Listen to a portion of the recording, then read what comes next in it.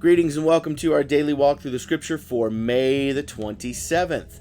Your readings for today find you in, let's see here. 2 Samuel chapter 13, John chapter 17, Psalm 119, 81 through 96, and Proverbs chapter 16, verses 6 and 7. Today we're going to take a look at 2 Samuel chapter 13. And instantly you're going to read this and you're going to go, ew. You're going to go, that's gross. This is really, really nasty. And I get it. Because in our culture today, the idea of falling in love with a sibling in the way that Amnon does is pretty revolting. We have to remember that back then, things were viewed upon a little bit differently, sort of. Okay? First of all, David had multiple wives. And so Amnon and Tamar would not necessarily, they weren't from the same mother, which doesn't make it better, but you need to understand that there were distances in some of those things. And so for some cultures, that wasn't necessarily unusual. However, God had placed some very strict and serious rules on who you can and cannot marry. It was all spelled out in the book of Leviticus, and it was given rules about who you can marry, and you cannot marry this close of a relative. Amnon didn't care. Amnon became obsessed with his sister Tamar. In verse 2, it even uses the word obsessed with Tamar. And so Tamar began to plot a way to lay with his sister Tamar, and essentially he assaulted her. And we know this. David at the time was not aware of what was going on, and so he allowed Tamar to go and to serve.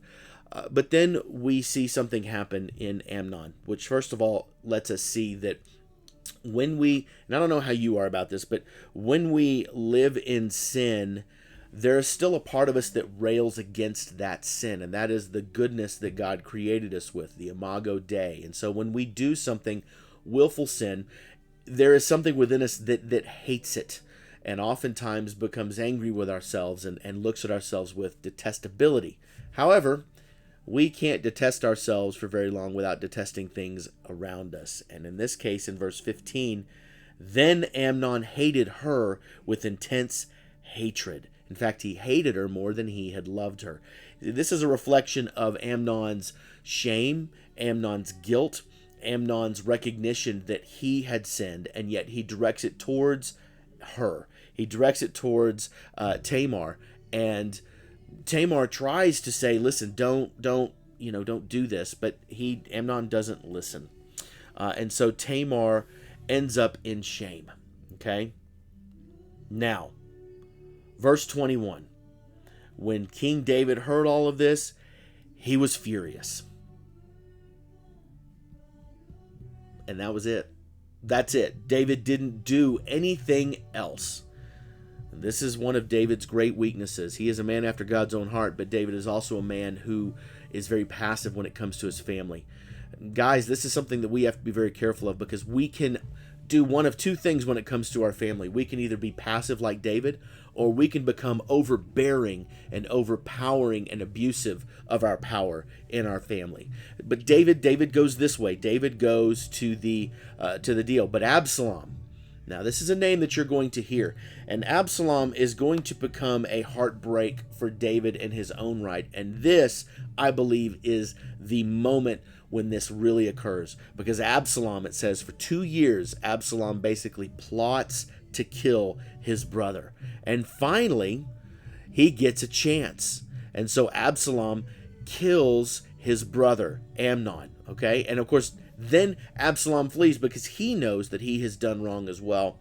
But David, once again, David does nothing. David allows this situation to play out, and play out in a way that eventually begins the destruction of his family. See, we don't know what downstream effects come when we engage in our family, but I can tell you this, that passivity, speaking from my own experience, passivity does not solve the problem. Passivity does not make the problem go away. Passivity allows the problem to grow, fester, and destroy even more than it would have if we had addressed it. Heavy thoughts, but that's what we're talking about. We'll talk more tomorrow.